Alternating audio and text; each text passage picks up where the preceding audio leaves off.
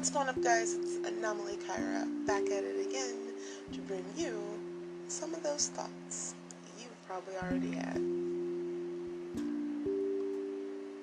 Now, recently I've been reading this book by a woman named Dolores. Now, Dolores had a point of view about how there are backdrop people.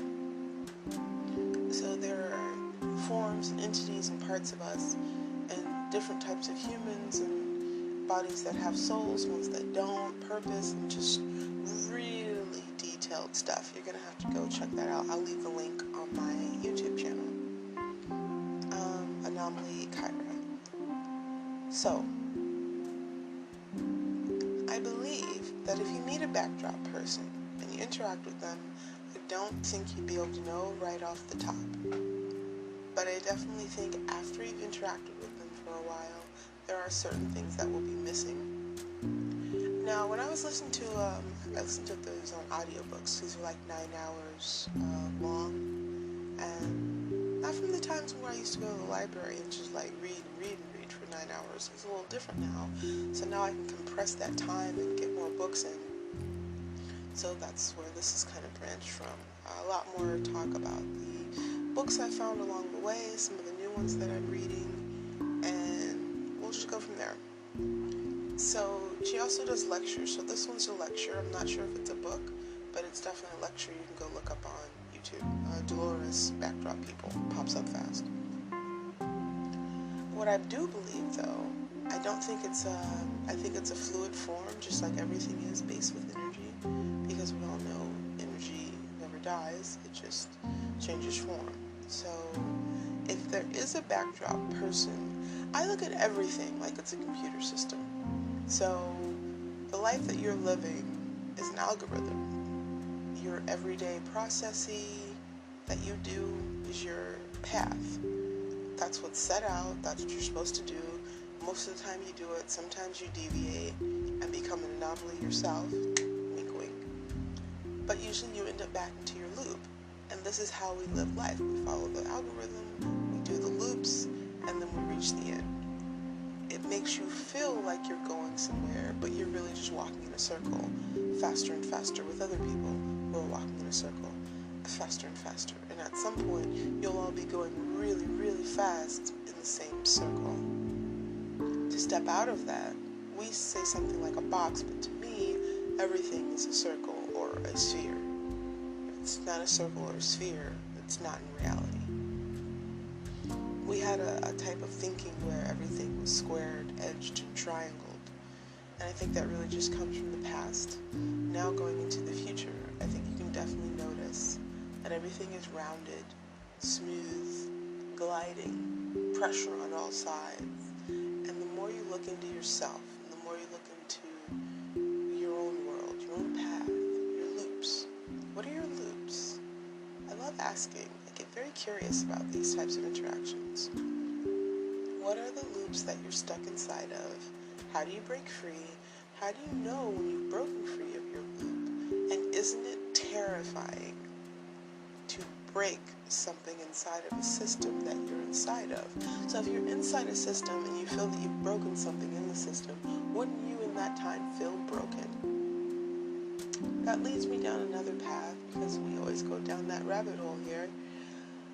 That's what anxiety is. Fear turned inside out. Pressure. Depression. You know. I've been looking at a lot of things where like people tell me everything's gonna be okay, and like, I don't know, something random about heartbreak, and then they always try to make sure that they say that they're single, and it's like this whole internet thing. It's like speaking to a computer program. They're not. They are humans, so they can live and die. I'm sure they had parents and siblings and all kinds of memories, implanted memories that fit their loop and their cycle. And if you were to do something to them, there are laws and areas. Everything has rules. But it's not exactly as we see it. These people have their path and their loop set, even when you enter their life. So if they have a loop of chaos, their goal is to eventually hurt someone. You come into their loop, you will become that person they will eventually hurt. And I don't mean hurt like step on your foot or cut you off in traffic, even though that is also a loop. Look at this way, let's a generic name, if Orange Strawberry, if Mr. Strawberry told you that every 35 days he cut someone off in traffic, it would be more strange that he knows it's every 35 days than that he cut someone off in traffic at a certain amount of time every year, because that's what that means. Every 26 days, you start doing math and numbers and everything adds up to us, which is another reason why I think it's difficult for a lot of people to understand math. But for me, basic math sucked, just like it did for everyone. But there was something about algebra, and like the higher up that you go in the maths, it starts explaining life or existence to me. I don't want to overphrase and say that any other scientist said this or mathematician believes this, but I really think so. I think it's the language of the universe, and I think it's extremely important to know and understand. And just to say a few, we'll start making these longer, but until I start getting plays and views and things like that, I'm not really sure if this type of something that's wanted, needed, and all, etc. So with a bigger following comes bigger conversations, comes more content, more videos will be posted, and so on and so forth. But for right now, we're building the brand, kind of doing all the stuff that needs to happen in the background, doing everything on my own. But I'm sure in the future there'll be a crew and talent and all this type of thing. But slow starting, and this is what climbing is. And I wanted to make this podcast, so I would love to go back in time and see how Alan Watts started, or why he was so fascinated with Asia, or where did it begin for Earl Nightingale, when he wasn't sure about writing books or talking about wealth and creation. And I don't really see any of the beginning stuff, because in the beginning, you hate yourself and you don't think you can do it. Well, I'm there. I hate myself and I don't think I can do it. I don't think anyone's going to listen to this. What am I doing this for? I wake up, I film these, I record them, and I think I'm talking to myself, but okay, there could be one person who listens to this, and you know what? It'll resonate with them. And I've actually listened to random podcasts, seen very small channels on YouTube that have moved me. And what does it mean to be moved? Why does it matter? I guess it really doesn't, but if you think of it that way, nothing matters. But if you think of it that way, everything matters. It could be the change to one thing. I sometimes have a thought of, what if you're just not here anymore? And the worst part of it is that someone has to come and clean up your body that's been left there for so long. It's a dark thought, takes me somewhere, pulls me right back out. Sometimes I think this is something that you need to understand. There is just a pressure to living, a pressure to life, a hurry, do. You really don't have to be that way. If you lived in the forest, that wouldn't exist. If you weren't around those groups of people, that wouldn't exist. So there are plenty of loops to talk about. And in this way, pull yourself back. Remember that, hey, stick around for a little bit longer. We haven't all been given the chance to find out what's going on. Maybe no one's heard this podcast or even know it exists yet, because I haven't done any advertising. Keep the maybe alive. Sometimes you need a maybe. It's better than hope. Like my last episode, I'm kind of downing on hope, but hope in those types of situations.